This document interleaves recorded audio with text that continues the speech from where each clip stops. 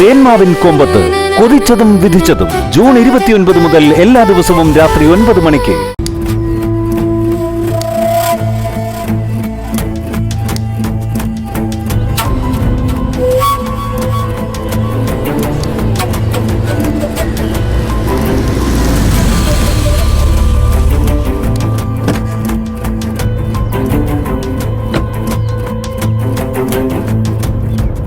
അക്ഷര എവിടെ നിരഞ്ജൻ? ഇതുവരെ എത്തിയില്ലേ? അക്ഷര നേരത്തെ പോന്നായിരുന്നല്ലോ വിശാലിനൊപ്പം. ആർക്കൊപ്പം? വിശാലിന്റെ ഒപ്പം. അതെന്തിനാ അവൾ അങ്ങനെ ചെയ്ത്? വിശാൽ അവളുടെ ആരാ? അതിനെന്താ സാറേ? ഒന്നുമില്ലേ? നിരഞ്ജൻ അത് കേട്ടിട്ട് ഒരു പ്രശ്നം തോന്നുന്നില്ലേ? ഇല്ല. ഇതാ നിരഞ്ജന്റെയൊക്കെ കുഴപ്പം. അസുഖം വന്നതിന് ശേഷം ചികിത്സിക്കുന്ന രീതിയാണ് നിങ്ങളുടേത്. അസുഖം വരുന്നത് മുൻകൂട്ടി കണ്ട് അത് തടയാൻ പറ്റുന്നവനാ നല്ല ഡോക്ടർ. അത് പ്രൊഫഷണലായാലും ജീവിതത്തിലായാലും അങ്ങനെ തന്നെ വേണം.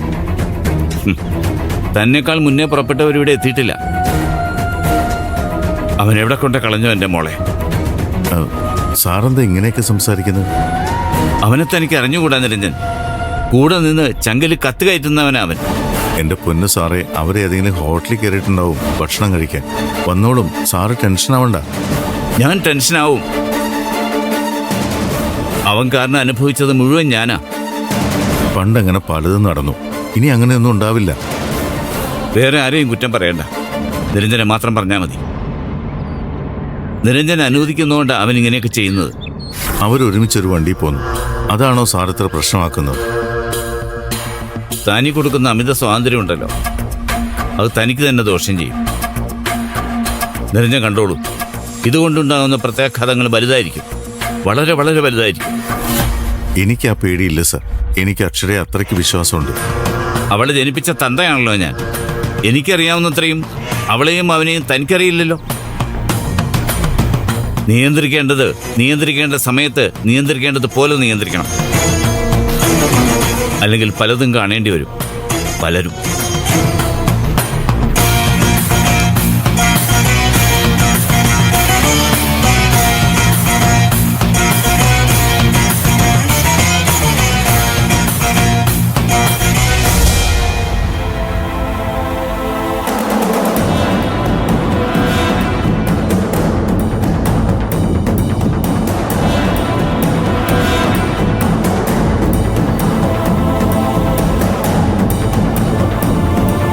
ഏട്ടാ, കഴിക്കാൻ എടുത്ത് വെച്ചിട്ടുണ്ട്. എനിക്ക് വേണ്ട. എന്താ ഏട്ടാ മുഖമല്ലാതിരിക്കുന്നേ? എന്താ നിന്റെ മകന്റെ ഉദ്ദേശം? എന്റെ മകളുടെ ജീവിതം തകർക്കാൻ തന്നെയാണോ? അവൻ അങ്ങനെയൊന്നും ചിന്തിക്കുന്ന പോലും ഉണ്ടാവില്ല ഏട്ടാ. പിന്നെ അവർ ഇത്രയും നേരിട്ട് എവിടെ പോയിരിക്കുക? നിരഞ്ജൻ എത്തേണ്ടതിന് മുമ്പ് ഇവിടെ എത്തേണ്ടതല്ലേ അവര്? അതെങ്ങനെ എനിക്കറിയാം? വീണ്ടും എന്നെ ചതിക്കാനാണ് പരിപാടിയെങ്കിൽ അവനെ ഓർത്ത് കരയേണ്ടി വരും നിനക്ക്. മര്യാദക്ക് നിലക്ക് നിർത്തിക്കോണം അവനെ. നീ എന്റെ ക്ഷമ പരീക്ഷിച്ചാലുണ്ടല്ലോ. പറയുന്നോണ്ട് ഏട്ടനൊന്നും തോന്നരുത്. എന്റെ മകൻ മാത്രമാണോ തെറ്റുകാരൻ? ഏട്ടന്റെ മകളുടെ ഭാഗത്തുനിന്ന് ഒരു തെറ്റും ഉണ്ടായിട്ടില്ലേ? 2 കൈയും കൂട്ടിയടിച്ചാലേ ശബ്ദം ഉണ്ടാവുള്ളൂ. അതെന്താ ഓർക്കാത്തെ? എന്റെ മോളുടെ ഭാഗത്തൊരു തെറ്റുപറ്റി, അത് ഞാൻ സമ്മതിക്കുന്നു. ദൈവം എന്റെ കൂടെ ആയിരുന്നതുകൊണ്ട് എനിക്ക് ആ തെറ്റിത്തിരുത്താൻ പറ്റി.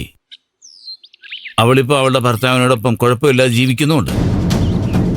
ആ ജീവിതത്തിലേക്ക് ഇടിച്ചു കയറി വന്നതാരാ? നിന്റെ മകനല്ലേ? എന്നിട്ട് അവൻ ഓരോന്ന് ചെയ്യാൻ തുടങ്ങി. വന്ന് ഒരുമിച്ചുള്ള യാത്ര വരെ ആയി. ഇതൊന്നും സമ്മതിച്ചു തരാൻ എനിക്ക് പറ്റില്ല കാഞ്ചനെ. ഇനി ഒരിക്കൽ കൂടി ചതിപറ്റാൻ എനിക്ക് മനസ്സില്ല. നിനക്ക് നിന്റെ മകനെ ജീവനോടെ കാണണമെന്ന് ആഗ്രഹമുണ്ടെങ്കിൽ മേലാൽ എന്റെയോ എന്റെ മകളുടെയോ ജീവിതത്തിൽ കയറി ഇടപെടരുതെന്ന് അവനോട് നീ പറഞ്ഞേക്കണം. അല്ലെങ്കിൽ നിനക്ക് നഷ്ടപ്പെടാൻ പോകുന്നത് നിന്റെ മകനെ തന്നെ ആയിരിക്കും. ഞാൻ അവനെ ഉപദേശിക്കാം. അനുസരിക്കുമെന്നൊന്നും എനിക്കറിയില്ല. ഏട്ടന്റെ മോളോടും സംസാരിക്കണം. അവൻ എത്ര ഇടിച്ചു കയറി വന്നാലും അക്ഷരം നിരഞ്ജനും അടുപ്പിക്കാതിരുന്നാ പിന്നെ അവൻ ഇങ്ങോട്ട് വരില്ലല്ലോ. അവനെ ഒഴിവാക്കാൻ പറ അവരോട്. ഞാൻ വിശാലിനോടും പറയാം. പറഞ്ഞാൽ നിനക്ക് കൊള്ളാം. അല്ലെങ്കിൽ ദുഃഖിക്കേണ്ടി വരുന്നത് നീ മാത്രമായിരിക്കും.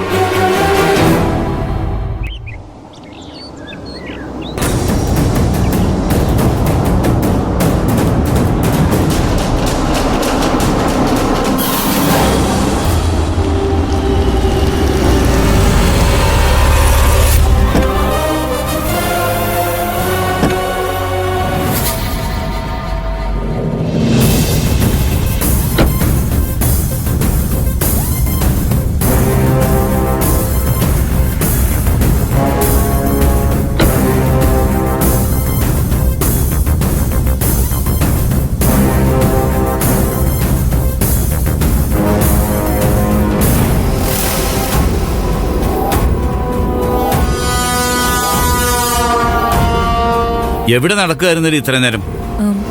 ഞങ്ങൾ വരുന്ന വഴിക്കൊരു ഹോട്ടലിൽ കയറി. ഓ, അപ്പൊ അവിടം വരെ എത്തിയ കാര്യങ്ങൾ. ഇവൻ ആരാണെന്ന് നീ മറന്നിട്ടില്ലല്ലോ? എന്താ ഡാഡി ഇങ്ങനെയൊക്കെ സംസാരിക്കുന്നേ? അദ്ദേഹം വരാൻ വൈകിയപ്പോ വിശാലിന്റെ ഒപ്പം ഞാൻ ഇങ്ങോട്ട് പോകുന്നതാണോ ഇപ്പൊ കുറ്റമായത്? നിരഞ്ജൻ വൈകിയെന്നു? നിരഞ്ജൻ എപ്പോഴും ഇവിടെ എത്തി? എത്തിയോ? എന്നിട്ട് ഞാനത് അറിഞ്ഞില്ലല്ലോ. നീ ഒന്നും അറിയില്ല. ഒരു കാര്യം പറഞ്ഞേക്കാം, മേലാൽ ഇങ്ങനെയൊന്നും എന്റെ മുമ്പിൽ കാണാൻ പാടില്ല. നീ ഒരു ഭാര്യയാണെന്നുള്ളത് മറന്നു പോരുത്. ആ ഓർമ്മ എപ്പോഴും ഉണ്ടാവണം. എന്റെ ക്യാരക്ടർ മോശമാണെന്നാണോ ഡാഡി പറയുന്നത്? അങ്ങനെ ഒരു വിചാരം ഉണ്ടെങ്കിലേ അത് മനസ്സിൽ വെച്ചാ മതി. അക്ഷര എന്താണെന്ന് അക്ഷരക്കറിയാം.